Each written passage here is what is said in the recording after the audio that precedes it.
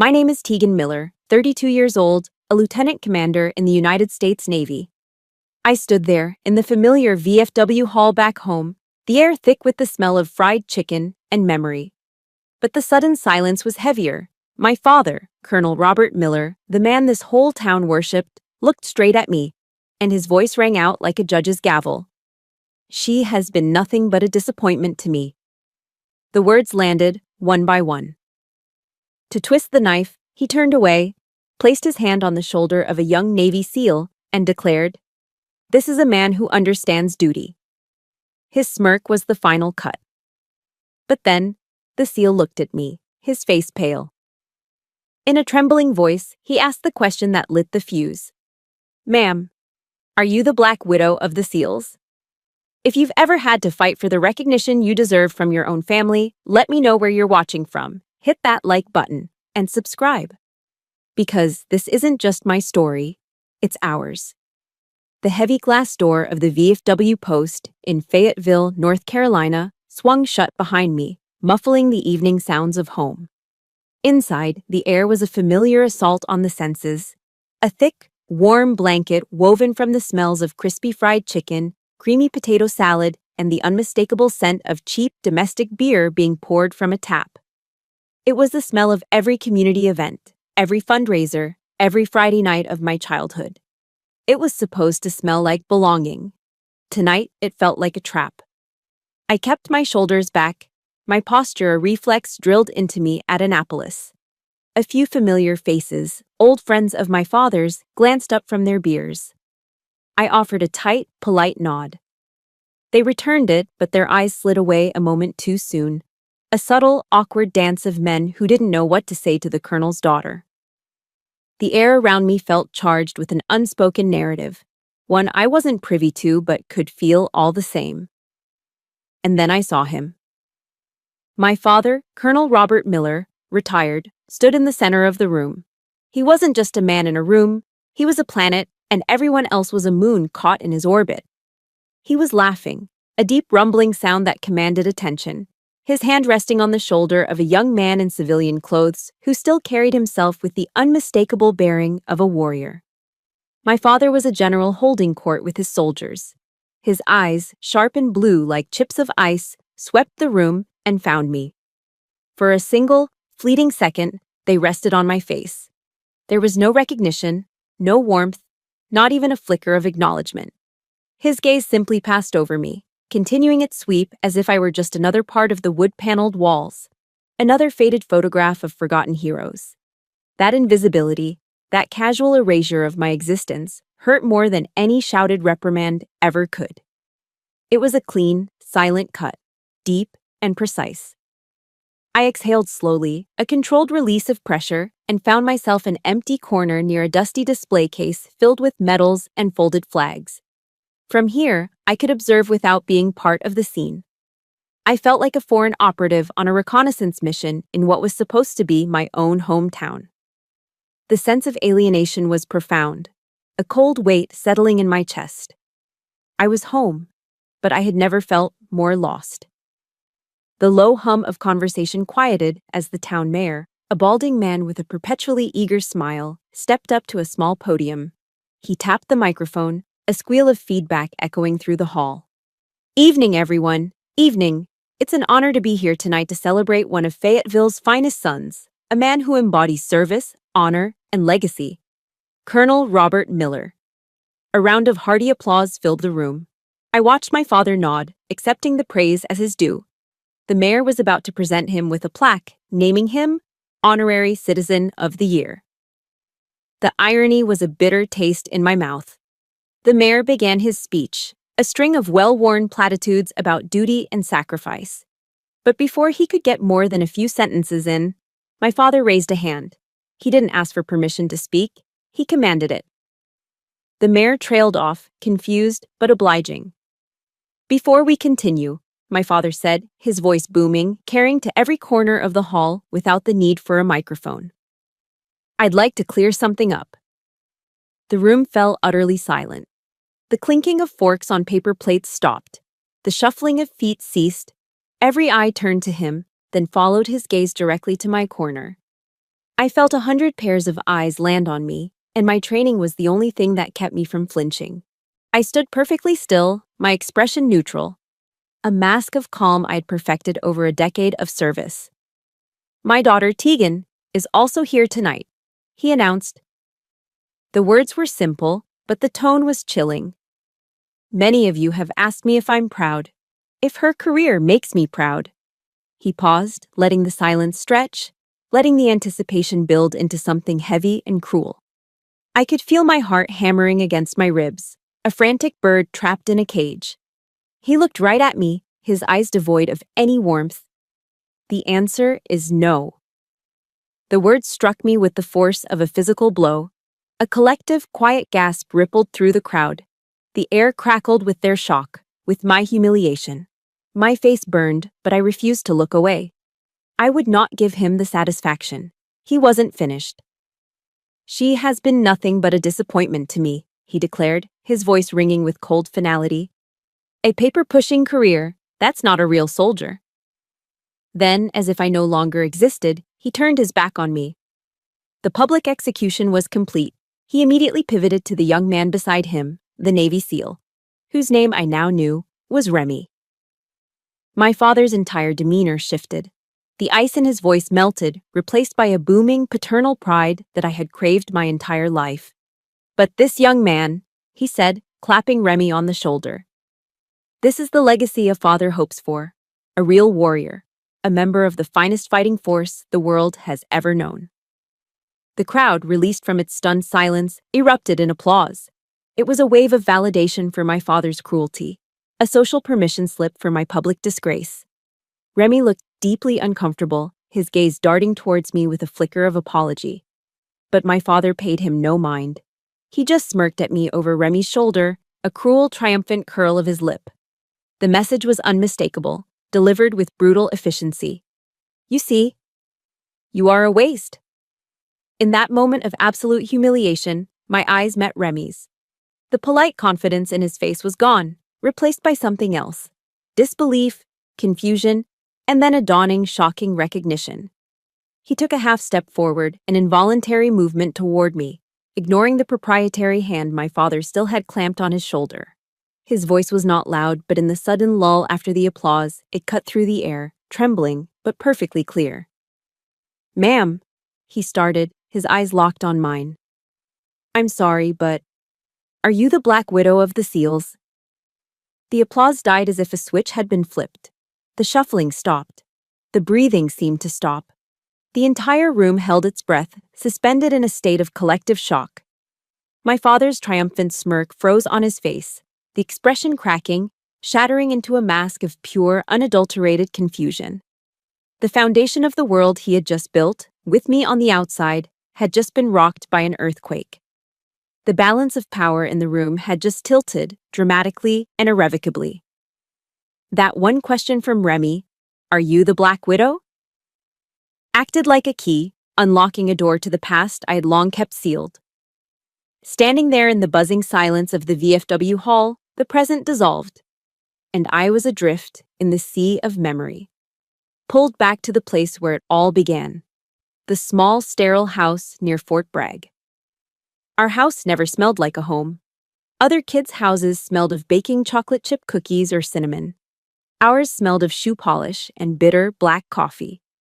It was less a home and more a forward operating base where my father was the commanding officer and I was the permanent, underperforming cadet. There was order, there was discipline, but there was no warmth. The first lesson he ever taught me wasn't how to ride a bike. It was how to salute. I was 6 years old, my small hand clumsy and unsure as I tried to mimic the crisp, precise angle of his. He'd correct my form with a sharp tap to my elbow, his voice devoid of patience. Again, Miller, he would command, using our last name as if my first was a privilege I hadn't yet earned. Dinners were the worst. We'd sit at the polished mahogany table, the silence as thick and oppressive as the humidity of a North Carolina summer. It felt like a mission briefing where no one had anything to report. I learned to eat quickly and quietly, to make myself as small as possible. The only sound was the rhythmic ticking of the grandfather clock in the hall, counting down the seconds until I could be dismissed. But there was one small act of rebellion in that dictatorship of discipline: my mother, Martha. Every night, after I'd retreated to my room, she would slip in and place a single Hershey's chocolate bar under my pillow. She'd do it without a word, just a soft smile and a gentle squeeze of my shoulder. It was a secret treaty of love, a silent acknowledgement that she saw the little girl drowning beneath the soldier my father was trying to build. That small square of chocolate was my only proof that affection existed within those walls. I remember when I was 12, I found a stray puppy. A scruffy little terrier mix with one floppy ear and boundless energy. I named him Rusty.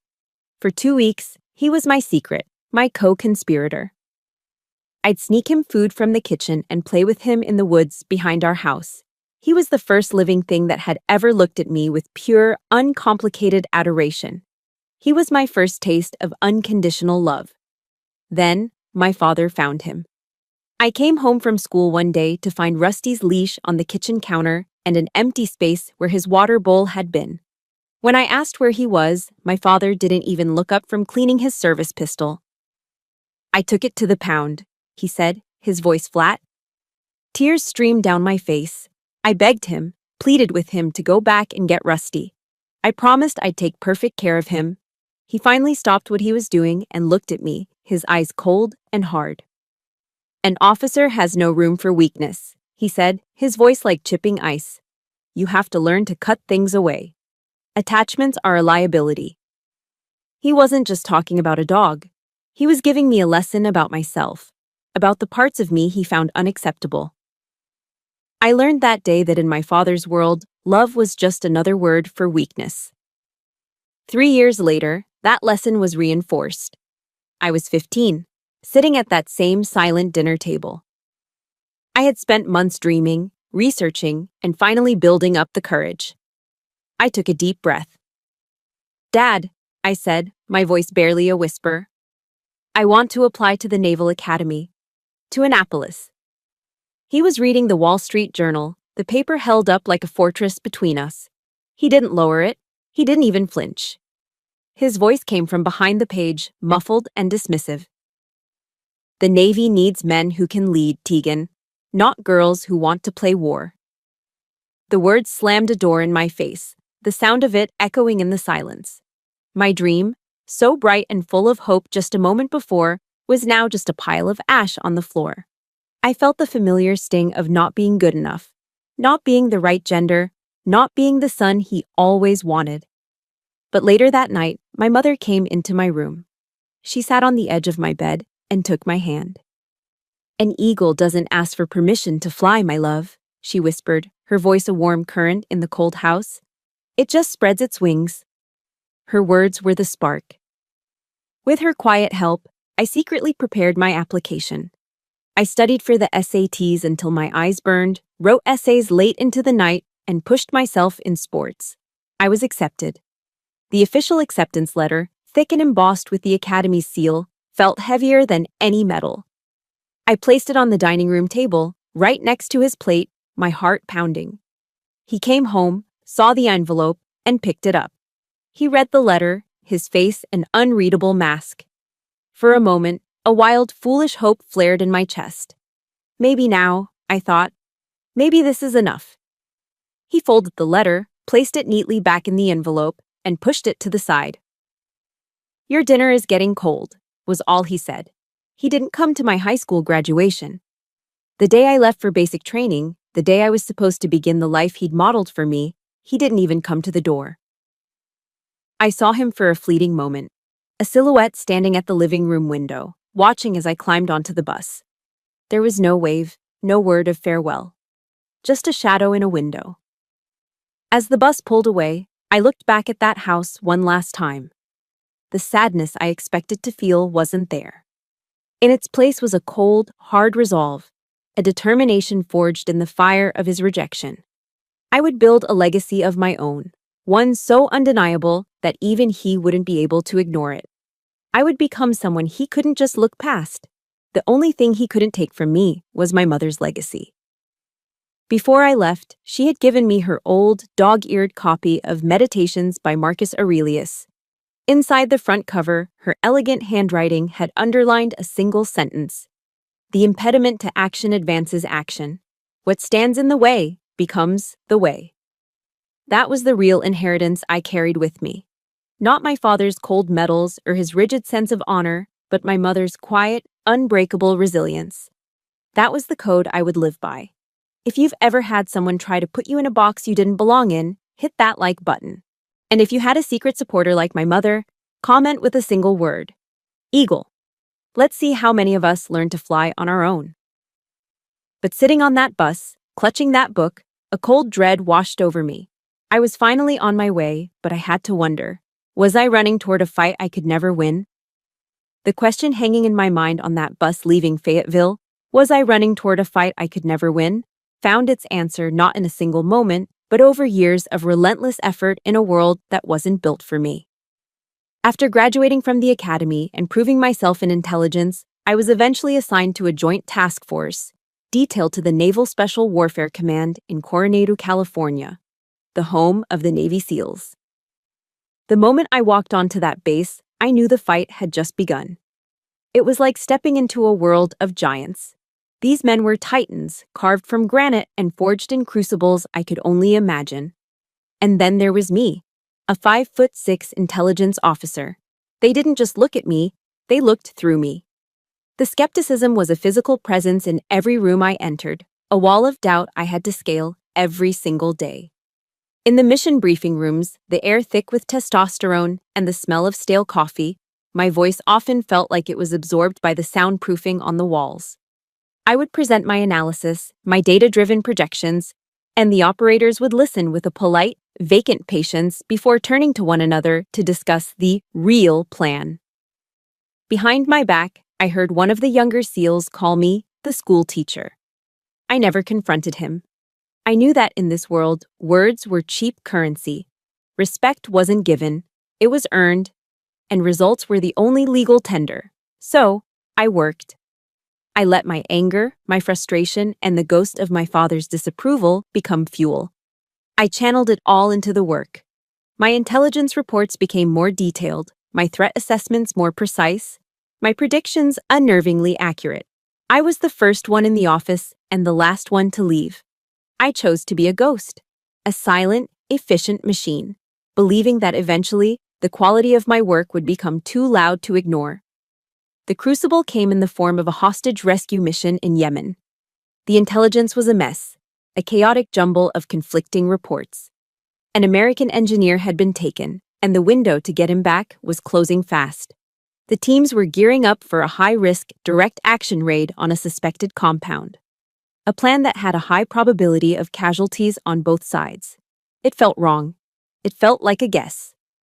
I barricaded myself in the Sensitive Compartmented Information Facility, the SCIF, for 72 hours straight. Fueled by black coffee and a cold, burning determination, I dove into the raw signals intelligence. I listened to hours of meaningless radio chatter, stared at satellite imagery until the pixels blurred, and cross-referenced every piece of data. Everyone else saw noise. I was looking for a pattern. And then, I found it. A faint, recurring blip in the insurgents' radio communications. It was a specific sequence of clicks, transmitted at irregular intervals. It wasn't random. It was a signal. By mapping the time and location of each transmission, I started to see a shape emerge from the chaos. I grabbed a marker and turned to the massive whiteboard, my hands moving with a certainty I didn't know I possessed. I drew lines, connected nodes, and mapped out a complex web of data points. "They're not holding him in the compound," I announced at the emergency briefing, my voice cutting through the tense silence. I pointed to the whiteboard, a chaotic-looking diagram that now resembled a spider's web. "It's a decoy. They're moving him. These clicks are signals for the handoff. They're going to move the hostage in the next 6 hours through this alleyway here." The room was silent. A dozen operators stared at my board. The team leader, a seasoned Master Chief named Hill, a man with a face like a roadmap of every conflict since the Cold War, squinted at my drawing. He traced the lines with his finger and muttered, just loud enough for me to hear, "Looks like a damn spider web." That was the moment of truth. He could have dismissed it, stuck to the original plan. Every instinct of an operator is to trust what they can see, what they can touch. I was asking them to trust a ghost in the machine, a pattern no one else saw. Hill looked from the board to me, his eyes searching my face. I held his gaze, my expression unwavering. I didn't plead, I didn't argue. I just let the work speak for itself. He turned to his team. You heard her. We're changing the plan. We set the ambush. They didn't raid the compound. They set up a silent, invisible perimeter around the dusty alleyway I'd identified. And just as the sun began to dip below the horizon, exactly as the data predicted, 2 vehicles arrived. The handoff was swift, quiet, and walked directly into the trap. The hostage was recovered without a single shot being fired. It was a perfect, silent victory, one not with explosives, but with information. When the team returned to Coronado, the atmosphere was different. The skepticism was gone, replaced by a quiet, profound respect. They looked at me, and for the first time, they saw me. Hill walked over, his boots heavy on the concrete floor. You spun the web, he said, his voice a low gravel. And they never saw the silk. He paused, then gave a slight nod. We go into the lion's den, but you're the one who keeps the lions from biting. From now on, that's what we'll call you. And just like that, the name was born. Not the school teacher. Not Miller. The Black Widow? It wasn't a name meant to be fearsome. It was a mark of trust. It meant I was their protector, the one who saw the invisible threats, the one who spun the web that kept them safe. A few months later, my commanding officer, a man who had been a close friend of my father's and had made my life subtly difficult from day one, was being transferred. He'd give me the garbage assignments, the intelligence dead ends, hoping I'd fail. On his last day, he called me into his office. He looked tired, defeated. I was wrong about you, Miller, he admitted, refusing to meet my eyes. He fiddled with a pen on his desk. Your father. He called me when you were first assigned here. He told me to teach you a lesson. Said this place was no place for you. He finally looked up, a flicker of grudging respect in his eyes. But you ended up teaching all of us a lesson. A lesson in professionalism. The admission was a small, bitter victory. It was proof that I had succeeded, that my work had spoken for itself. But it was also a cold, sharp reminder. A knife twist, in the old wound. Even here, thousands of miles away, even in my greatest success, my father's shadow was still there, reaching out, trying to pull me back down. I had earned my place, but it seemed I would never outrun the legacy he had tried to deny me. Hill's voice, however, echoed louder. Welcome to the team, Black Widow. That was the family I was fighting for now. The respect I earned as the Black Widow forged a bond of professionalism with the SEAL teams. But it was in the crucible of personal loss that this bond was tempered into something far stronger, something that felt like family. It began with a phone call that shattered my carefully constructed world. The call came late on a Tuesday. It was my father. His voice was clipped, devoid of emotion, as if he were delivering a field report.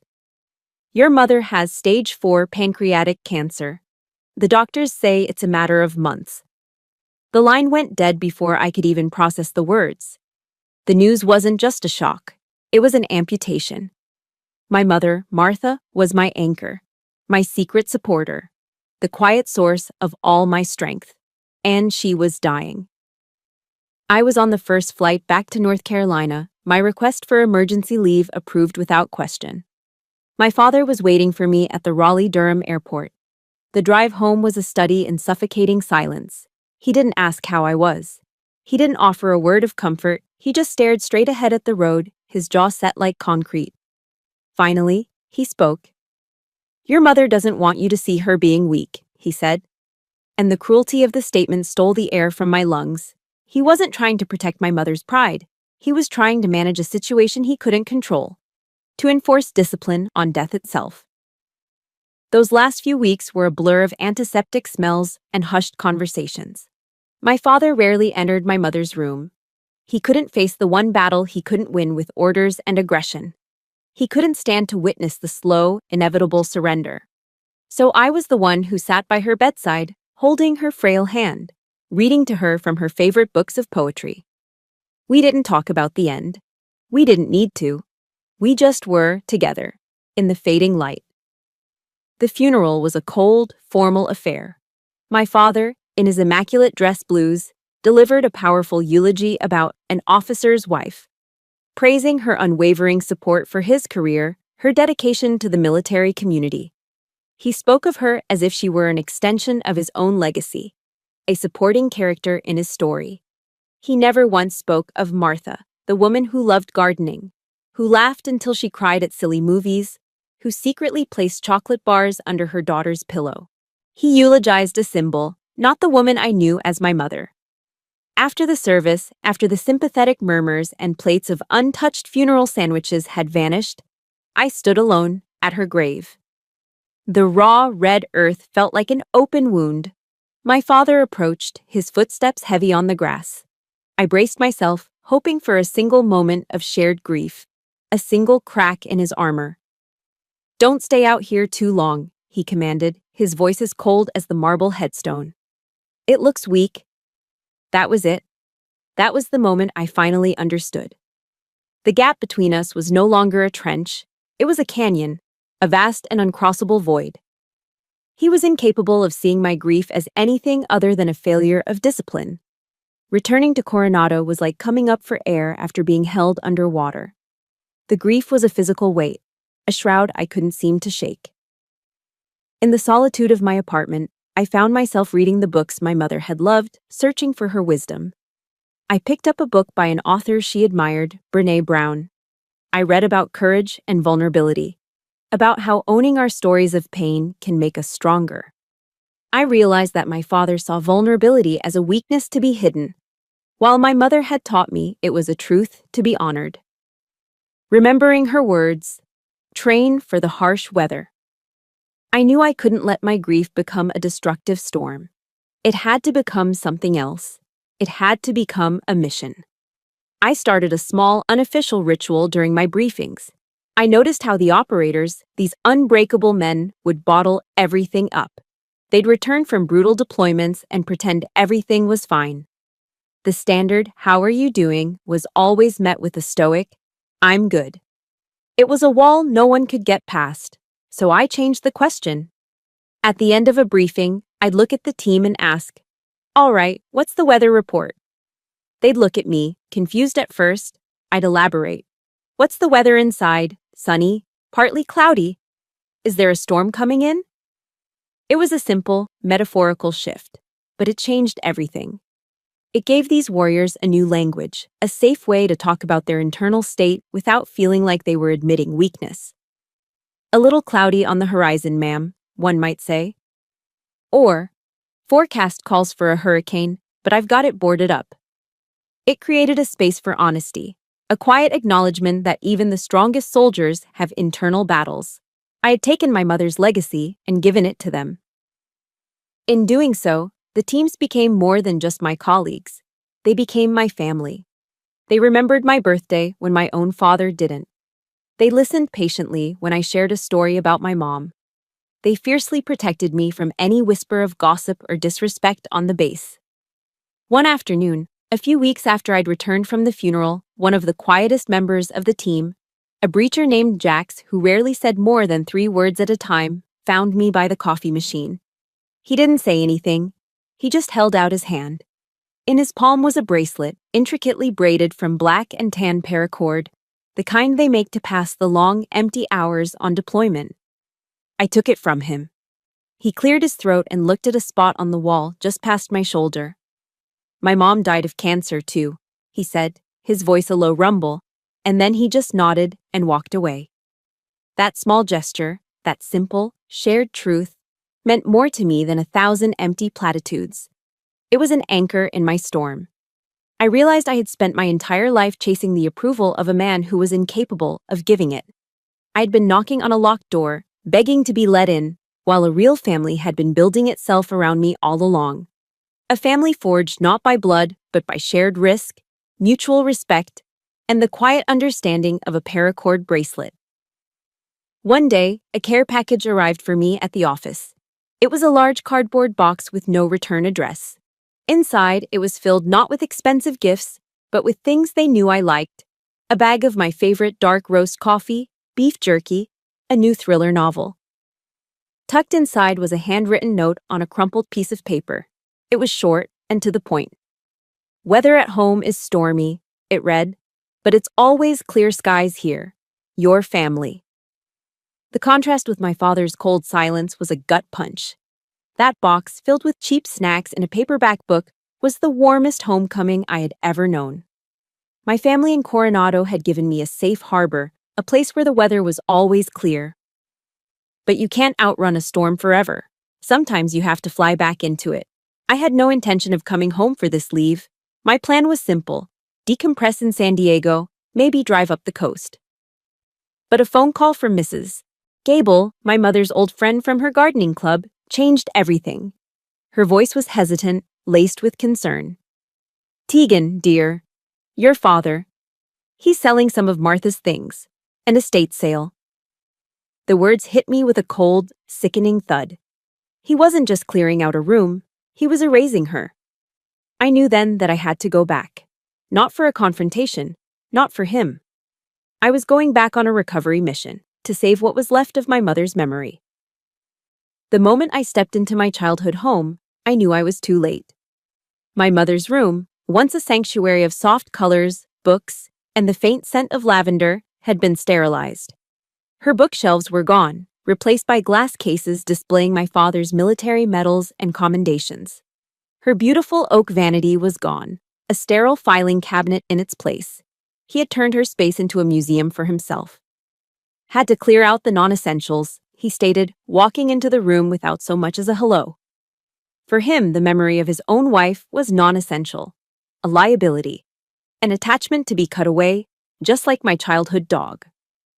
Before I could even respond, I heard a thud from the backyard. I walked to the kitchen window and saw him with a young man I didn't recognize, strong, confident, the same Navy SEAL I would later see at the VFW hall. My father was showing him how to throw an axe at a large wooden target he'd set up against an old oak tree. The young man Remy threw, and the axe sank into the wood with a satisfying thwack. My father clapped him on the shoulder, a wide, proud grin on his face. "Good job, son," he boomed. Son. The word wasn't just a word. It was a gunshot in the quiet of my heart, a term of endearment and approval he had never, not once, used with anyone. He had found his replacement. He had found the son he always wanted, and he was parading him in the backyard of the home he was systematically purging of my mother. I felt a surge of something cold and sharp, but it wasn't the hot shame of my youth. It was the icy calm of a strategist assessing a battlefield. I knew then that the event at the VFW hall that night wasn't just a ceremony to honor him. It was a stage. He had intentionally invited Remy, this perfect symbol of his legacy, to create a public spectacle. A carefully orchestrated drama where he could finally, definitively, present his chosen heir to the whole town and cast me out once and for all. A part of me wanted to turn around, get back in my rental car, and drive straight to the airport. But I didn't. He didn't get to control this narrative. I wasn't going for him. I was going for them. The other veterans in that hall. The men who had served with integrity. The ones who had been real friends to my mother. The ones who deserved respect. I would go to honor them, and I would not be chased out of my own hometown by his pathetic theater. So I went. I walked into that hall, felt the familiar awkwardness, endured his dismissive gaze, and found my corner. I watched him work the room, a politician on campaign, shaking hands, accepting praise. I was an observer, detached, analyzing his movements. When the mayor began to speak, and my father cut him off to turn the spotlight on me, I was ready. I felt the weight of every eye in the room land on me, a heavy, suffocating blanket. But this time, something was different inside me. The searing heat of shame I would have felt years ago was gone. In its place was a strange, chilling calm. I've been in rooms where the stakes were life and death. I've listened to enemy communications, knowing that a single misinterpretation could get my entire team killed. I've felt the ground shake from controlled detonations and briefed men who were about to step into the dark, not knowing if they'd come back. His words, as cruel as they were, The answer is no. Nothing but a disappointment. Not a real soldier. We're just noise. Static. They were the desperate pronouncements of a king whose crown was slipping. His power over me was an illusion, one I had helped maintain for years by caring what he thought. But I didn't care anymore. I had another family now, a brotherhood and sisterhood that had been forged in real fire, not in the hollow halls of memory. His words couldn't hurt me because his opinion was no longer a currency I valued. I held his gaze, my face a mask of military impassivity. I let him perform his little play, let him present his replacement son to the applauding crowd. I saw the triumphant smirk on his face, the final pathetic flourish of a man who had to publicly destroy his own daughter to feel strong. It wasn't powerful, it was pathetic.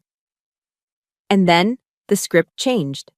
The moment Remy spoke my call sign, the moment he uttered the name Black Widow, the entire dynamic of the room fractured. Time seemed to slow down. I saw it all with perfect clarity. The applause dying in an instant, the confused whispers rippling through the crowd, the smiles freezing on the faces of my father's friends. Most of all, I saw my father's face. For the first time in my entire life, I saw him lose control.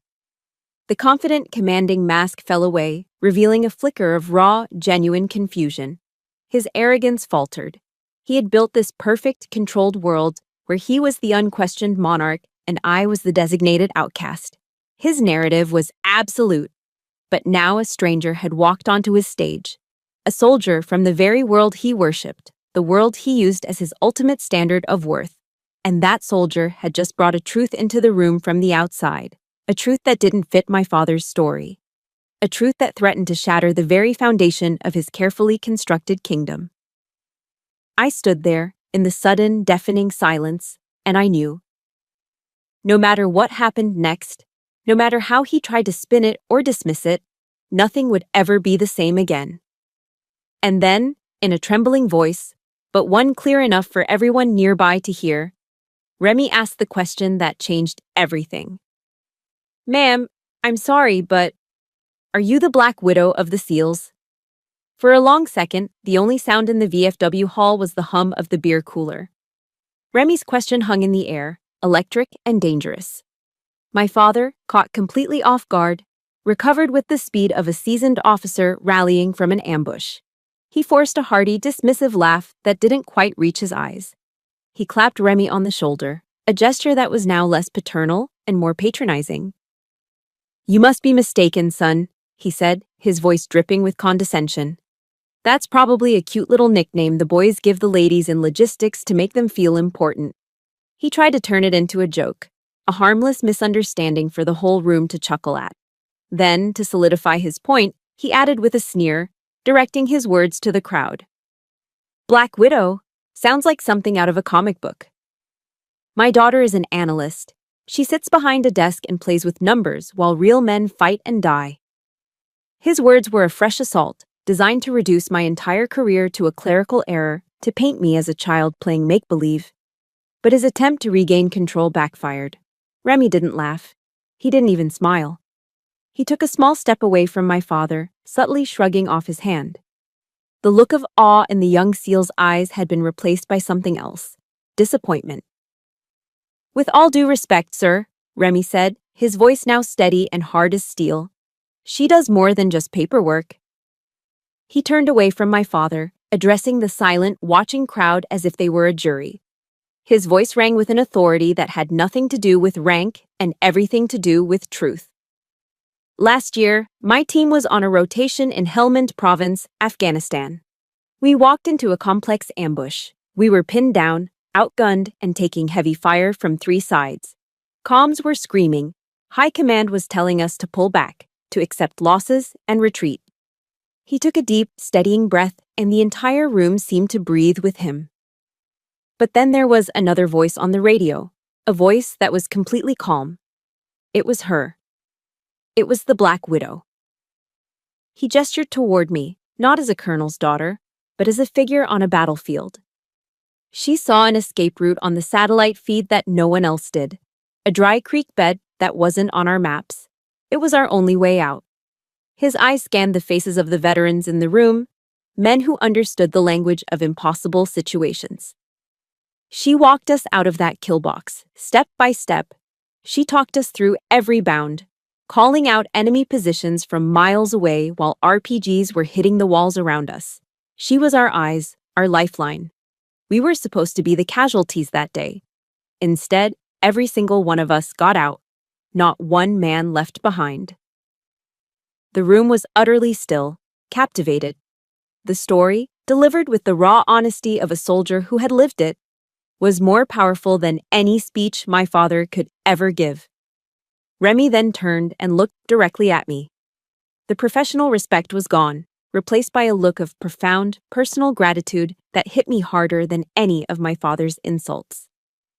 "We are all alive today because of her," he said, his voice thick with emotion. "The fact that I can still send a card to my own mother on Mother's Day is because of her."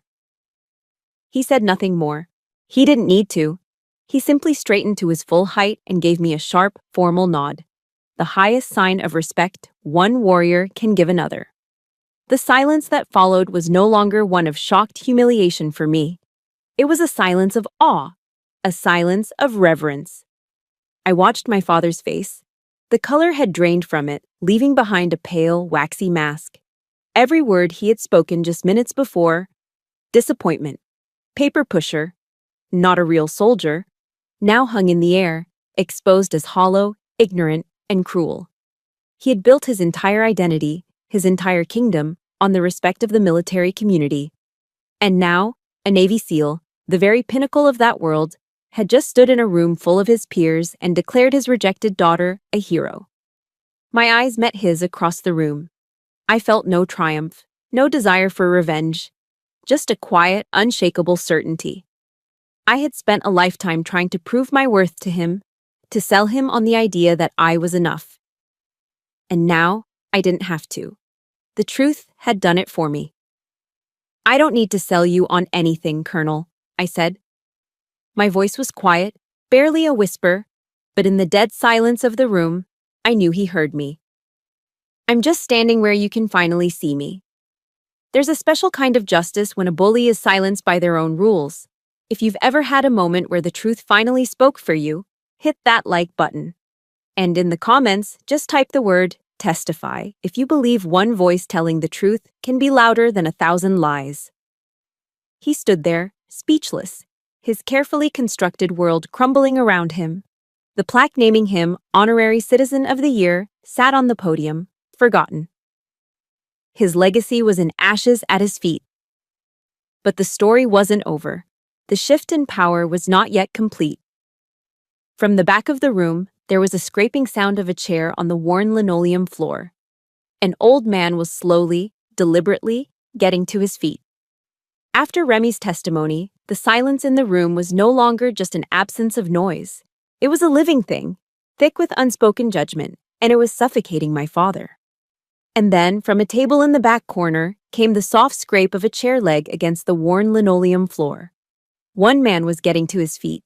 He moved slowly, deliberately, as if every joint ached with the memory of a long-ago war. It was Mr. Peterson, a Marine Corps veteran who had fought at Khe Sanh during Vietnam. His hair was white and thin, his back stooped from age, but he pulled himself up to his full height, his spine as straight as he could make it. I knew him mostly through my father's dismissive descriptions. "That cranky old man," he'd call him. My father had always looked down on him, a corporal who never made rank. Mr. Peterson didn't say a word. He didn't have to. He simply looked at me across the room, and with a slow, solemn movement, he placed his gnarled, work-worn hand over his heart. It wasn't a salute. It wasn't a military protocol. It was a human gesture, a profound and quiet statement of respect that went deeper than any regulation. He wasn't acknowledging a lieutenant commander. He was seeing a fellow soldier. His action was a single pebble dropped into a still, silent pond. And the ripples began to spread. A woman near the front, a Desert Storm Air Force veteran, stood up. Then another man, who had served in Iraq, pushed his chair back and rose. One by one, then in small groups, then in a silent, undeniable wave, they stood. The men and women of Fayetteville, the quiet heroes of the Gulf War, of Afghanistan, of conflicts whose names were fading from headlines but were etched forever into their souls. They all rose from their seats, a forest of quiet dignity growing in the crowded hall. They didn't speak, they didn't applaud, they just stood, and they looked at me. In their eyes, I saw not pity, but recognition. They weren't seeing the colonel's disappointing daughter. They were seeing one of their own. They were welcoming me into a family I never knew I had. A family bound not by blood, but by a shared oath and a silent understanding of sacrifice. I watched my father. His head swiveled from side to side, his eyes darting around the room, desperately searching for an ally, for a single friendly face that remained seated with him. But there were none. The entire room, his audience, his kingdom, was now standing in silent tribute to the daughter he had just disowned. He, Colonel Robert Miller, the man who was always the center of attention, the guest of honor, was now an island. He sat alone at his table, utterly isolated by a rising tide of respect that was not meant for him. For the first time in my life, I saw him not as a towering figure of authority, but as a small, lonely old man. The armor of his medals and his rank, once so intimidating, now looked flimsy and useless. It couldn't protect him from this. It couldn't protect him from the quiet, collective judgment of his peers. Tears welled in my eyes, blurring the faces before me into a sea of supportive figures. I thought of a quote from Martin Luther King Jr. that my mother used to read to me. In the end, we will remember not the words of our enemies, but the silence of our friends. But tonight, these people, my brothers and sisters in arms, were not silent. Their actions spoke with a thunderous voice that drowned out every cruel word my father had ever said. I took a deep, shaky breath, letting the moment settle in my soul, letting it heal the old, raw wounds of rejection.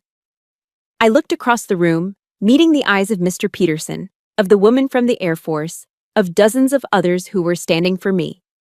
Then my gaze came to rest on my father, who was now staring at his hands on the table, unable to look at me, unable to look at anyone. My voice, when I spoke, was steady. It was not loud, but it carried the weight of a lifetime of struggle and a single moment of absolute vindication. Respect isn't inherited, Colonel, I said, my voice clear and calm. It's earned. Sometimes it's earned in classified rooms that no one ever sees, and sometimes it's earned right here. A single tear traced a path down my cheek, but it wasn't a tear of sadness. It was a tear of release, of homecoming. The community had become my witness. The blood of my father had rejected me, but the bond of honor had finally welcomed me home. Looking at my father, so diminished and alone, I felt the anger that had fueled me for so long finally begin to dissolve. It left behind not a feeling of triumph, but a quiet, aching sadness for the man he was, and for the father he could never be. I knew then that this public trial was over. But there was one more conversation we needed to have, not in a hall full of people, but in the quiet of the house where it all began. The next morning, I drove back to my childhood home. The sunlight felt different today, softer, less accusing. The house itself seemed smaller than I remembered, the paint peeling slightly at the edges, the proud military bearing of its architecture now looking tired and worn. It looked like what it was, a house where a great deal of time had passed, and not all of it kindly. I found him at the kitchen table, the same table where I'd done my homework for 12 years under his watchful, critical eye. He looked like he had aged a decade overnight. His broad shoulders were slumped, his back stooped. He didn't look like a colonel anymore. He just looked like an old man. He was fiddling with an old transistor radio, its plastic casing cracked and yellowed with age. He twisted the dials, but only static hissed back at him. It was a futile act. A man trying to tune into a signal that was no longer broadcasting, trying to fix a connection that had long been broken. He didn't look up when I walked in. I poured 2 cups of coffee from the pot on the counter and set one down in front of him. I sat in the chair opposite him, the same chair I'd always sat in. The silence between us was different now. It wasn't the heavy, punishing silence of my youth. This was a fragile silence, born of embarrassment and failure. We sat there for a long time, the only sound the useless hiss of the radio and the ticking of the clock in the hall. The steam rising from our coffee cups thinned and vanished, leaving two cold black pools between us. Finally, he pushed the radio aside and cleared his throat. His voice, when he spoke, was raspy and low, stripped of its usual command. I didn't know. 4 words. Not an apology, not an excuse. A confession. A confession of ignorance, of a willful blindness that had spanned my entire life. And somehow it was heavier, more meaningful than any "I'm sorry" could ever be. I didn't respond. I just let the words hang in the air, let them settle into the quiet of the room. I spent my whole life, he began, his gaze fixed on the dark surface of his coffee. My whole life building a legacy, something that would last, something strong. He shook his head slowly, a gesture of profound weariness. And I was too damn blind to see that it was sitting right here at my own table, the whole time. He finally looked at me, and for the first time, I saw not a commander, but a man reckoning with his own catastrophic failure. I wanted a son, he said, the truth laid bare and ugly. Someone to follow in my footsteps. I was so disappointed when you weren't him that I let that poison everything.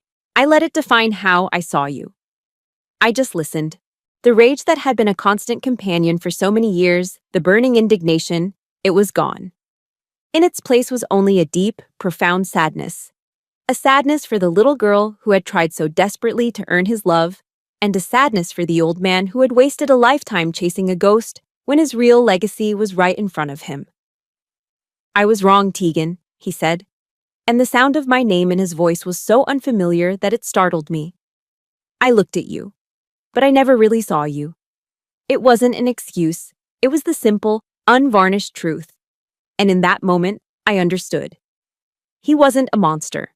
He was just a man, trapped in his own rigid, narrow vision of the world, a prisoner of his own definition of strength.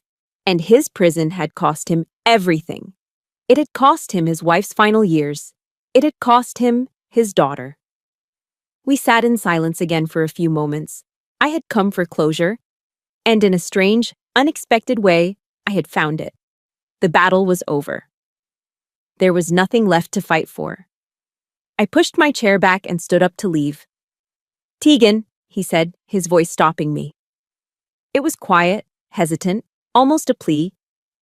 If you had another one of those promotion ceremonies, would there be a place for me? The question hung in the air, so full of hope and fear. This man who had never asked for anything was asking for a place, not demanding it, asking. I turned back and looked at him, really looked at him, and saw the flicker of terror in his eyes that I might say no. Always, I said, and I meant it. It wasn't forgiveness, not yet. It wasn't a promise that everything would be okay. But it was a possibility. It was a door left unlocked. As I reached the doorway, he called out my name one last time. I paused, my hand on the frame. Proud, he said, the word catching in his throat. He cleared it and tried again, his voice cracking. I am proud of you, even if I never knew how to say it. I walked out of that house and into the morning sunlight, leaving the colonel behind. In his place was just my father, an old man sitting alone at his kitchen table, trying to find a clear signal in the static. Leaving my father's house, I didn't feel like a victor. There was no sweet taste of triumph, no satisfaction from winning a war. There was only a vast, hollow emptiness. For my entire life, I had been fighting a battle, convinced that the finish line was my father's approval. I realized now that I had been fighting for the wrong prize. The real finish line wasn't his acceptance. It was my own. I didn't go back to the hotel. Instead, I drove to a quiet lake on the outskirts of town, a place my mother and I used to walk. I sat on a weathered wooden bench overlooking the still, gray water and just let the world be silent for a while. The complex emotions washed over me in waves. The relief of the confrontation, the sadness for a relationship that would never be what I wanted, the profound sense of loss for all the years we could have had. I just sat there, letting the storm inside me finally quiet down. That afternoon, I went back to the house one last time to pack the few remaining boxes of my mother's belongings. In the back of her closet, tucked away under a stack of old blankets, I found a small wooden letterbox. My heart clenched. Inside, I found a stack of letters bound with a faded ribbon. They were my letters. All the letters I'd sent home over the years from Annapolis, from my various posts, still sealed in their envelopes, postmarked, and untouched. A familiar hot surge of anger rose in my throat. He hadn't even bothered to open them.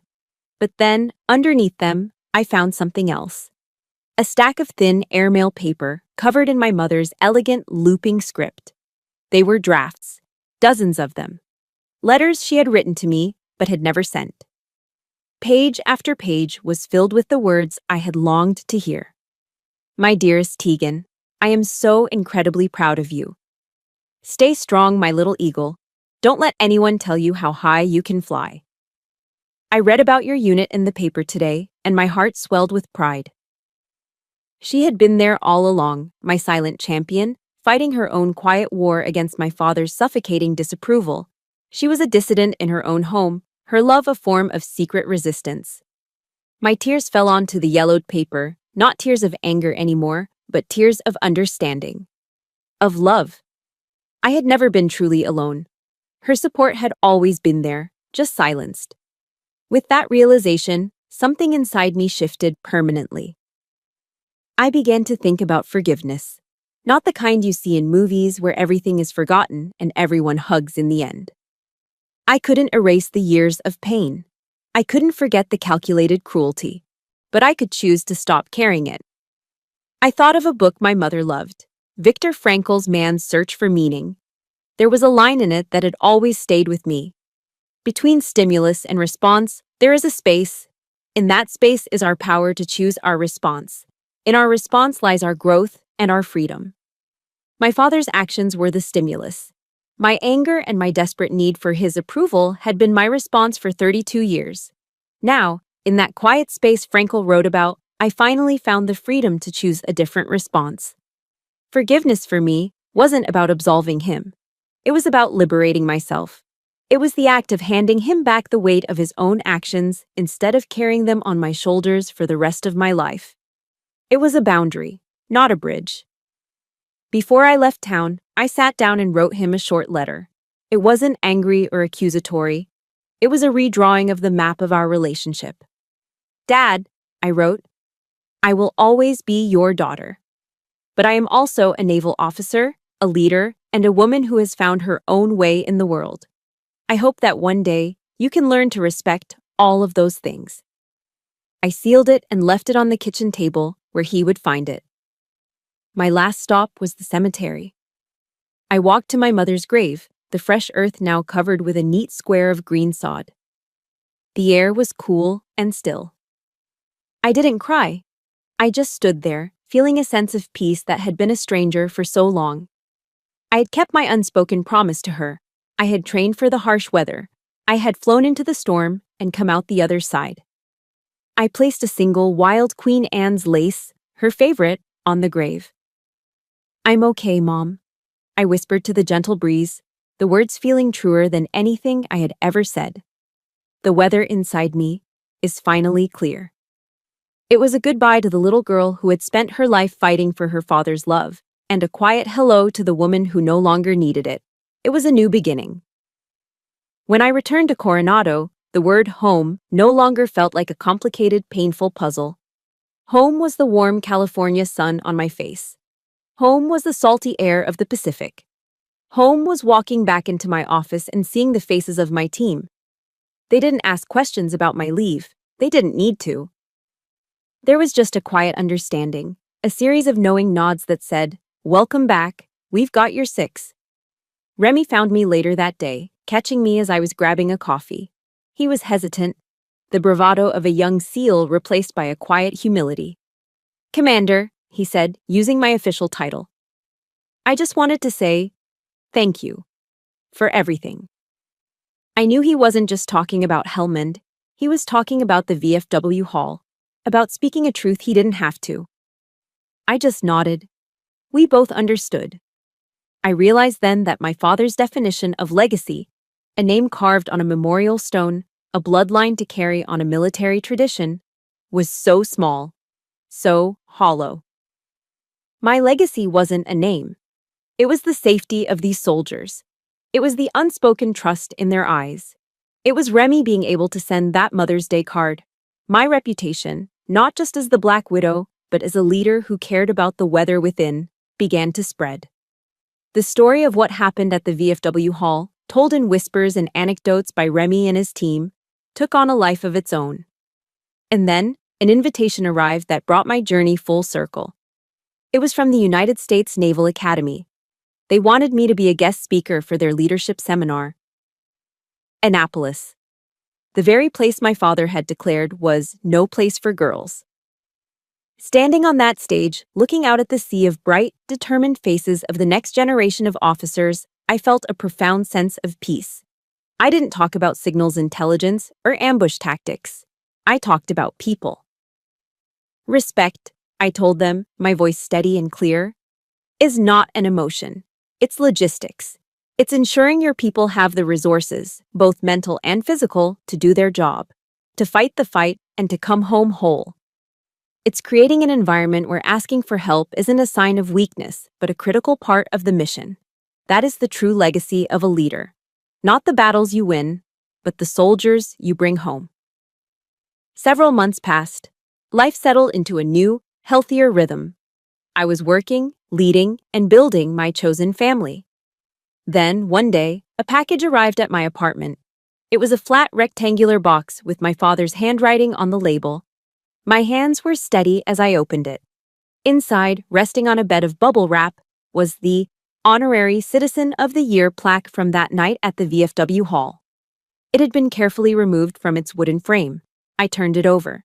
On the back, in my father's shaky, unfamiliar script, were 5 words. They gave this to the wrong person. Underneath the plaque was a small, faded photograph I hadn't seen in years. It was a picture of me as a little girl, maybe 7 years old, sitting on my mother's lap in her garden, both of us laughing with wild, uninhibited joy. It was a picture from a time before the silence, before the discipline, before I became a disappointment. I didn't feel a surge of triumph. I didn't feel vindicated.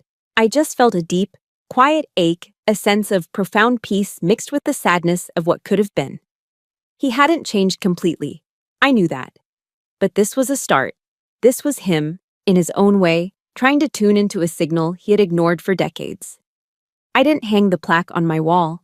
Instead, I opened the wooden box where I kept my mother's unsent letters, and I placed the plaque and the photograph inside, with her words of pride. My legacy didn't need a public display. It belonged here, with hers. The story ends not with a grand reconciliation, but with a quiet sense of order. It ends with me, back in a briefing room, standing in front of a complex world map, outlining a new mission. I look at the map, at the intricate web of threats and opportunities.